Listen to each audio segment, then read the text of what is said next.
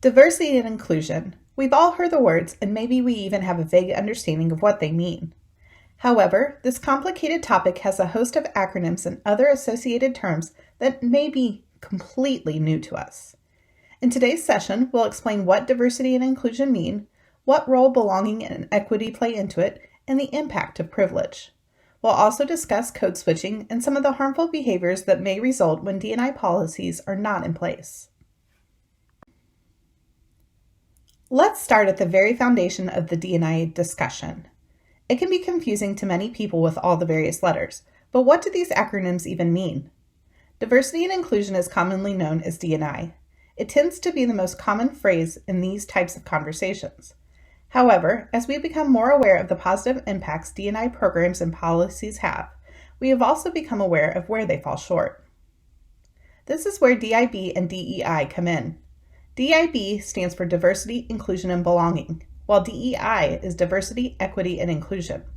We'll get to what all that means in a little bit, but essentially I like to think about DIB and DEI as Diversity and Inclusion 2.0. These are new iterations that take things to the next level. What is diversity? Most of us have a general idea of what the word means. The U.S. Department of Housing and Urban Development, better known as HUD, defines it as any dimension that can be used to differentiate groups of people from one another. It's about the things that make us all different. It's who we are as individuals. Diversity encompasses a wide variety of things. I've shared a list here of some of those as outlined by HUD, but it's in no way a complete list. These are some of the most common classifications that are typically examined when it comes to diversity. But keep in mind that anything that can make a group of people unique can be something that may be included in a D&I policy. In short, we are usually talking about any populations that have been or can be marginalized, underrepresented, or underserved. Moving on to the other part of the D&I equation, inclusion. Inclusion is defined by HUD as the process of creating a culture and environment that recognizes, appreciates, and effectively utilizes the talents, skills, and perspectives of every individual. Inclusion is when we not only acknowledge that diversity exists, we also make a concerted effort to welcome all walks of life into our fold. Sertoma is built on this very foundation, providing service to all mankind. We encourage clubs to ensure that they have a culture where anyone who wants to be a member is welcome to be a member. This means that we must have practices, relationships, and programs that reflect this goal. We want to make sure that our members are equally supported and respected no matter what makes them unique to their club. This doesn't mean ignoring the differences, but rather valuing and honoring them. HUD notes that they see inclusion as a set of behaviors that encourage individuals to feel valued for their unique qualities. The goal is to help all people experience a sense of belonging. How beautiful would it be if we, as Sertomans, could offer such a haven for all people looking for somewhere to belong? HUD takes the idea of diversity and inclusion one step further to formulate the equation here. Diversity plus inclusion equals inclusive diversity. This is how we really get the mix of different people to work together. More simply, they define the term as a set of behaviors that promote collaboration amongst a diverse group. That is exactly what our Sertoma clubs should be in theory, a group of people from all walks of life working together with a common mission. Does your club truly reflect the diversity of the community it serves? Earlier, I alluded to the concept of belonging. We as humans want to feel accepted. We want to feel like we belong. This is something we can all understand on some level. For marginalized populations, the fear of not being accepted or belonging in a group can be even more complicated.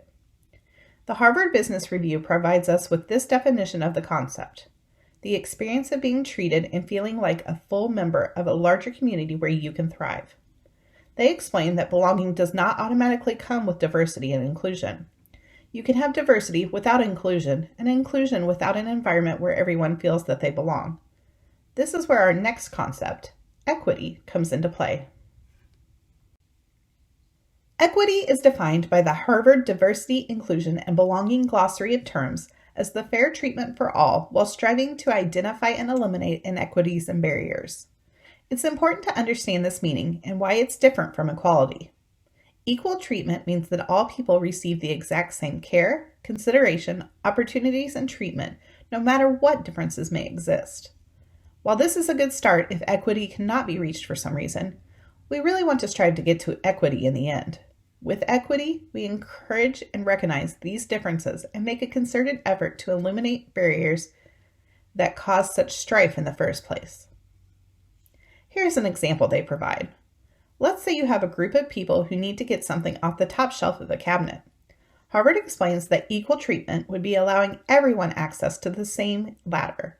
While some of the taller people might be able to reach the top shelf with help, other shorter people will not.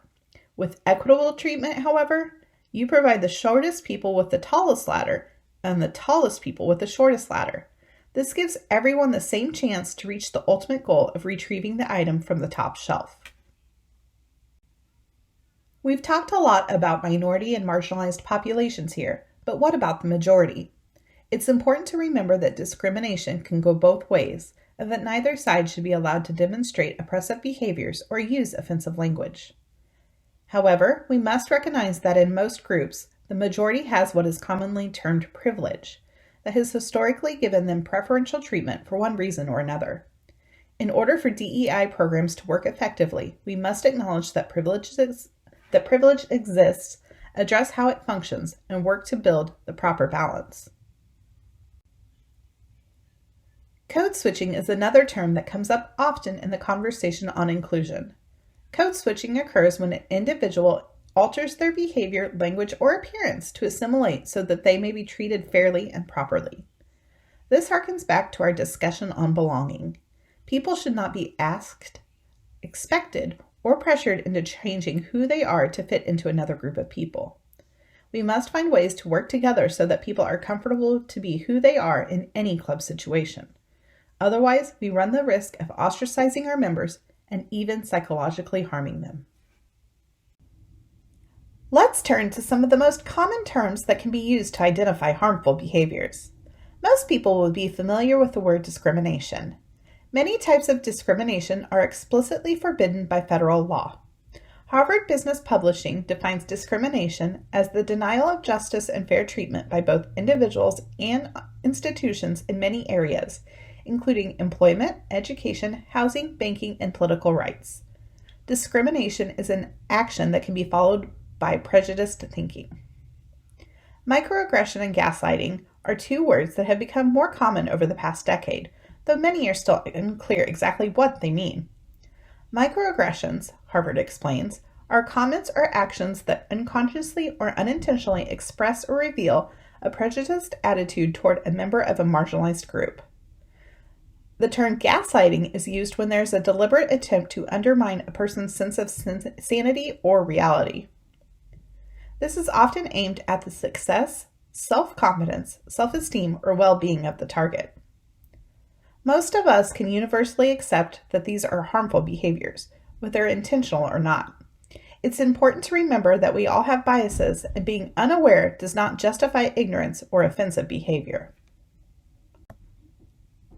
One final note on a term that was new to me as I researched this session: intersectionality. This word is used to describe the complex, cumulative way in which the effects of multiple forms of discrimination combine, overlap, or intersect, and their multiple effects on the same individuals or group, as explained by Harvard Business Review. This concept, which was first introduced in 1989 by scholar Kimberly Williams Crenshaw, has come into play as identity politics have intensified. This serves as an important reminder to try to think through how everything can come into play. We know that conversations on diversity and inclusion are difficult for many people to begin. We hope that this session will help you become more comfortable with some of the most common terms and phrases that are used to talk about D&I, DIB, and DEI. It in no way covers everything that goes into this important topic, but it does provide us a great place to start. For additional information on this and other topics, make sure to check out our other videos and resources in the Member Center at Sertoma.org. We also invite you to join the conversation online in our members-only group on Facebook using the link on the screen.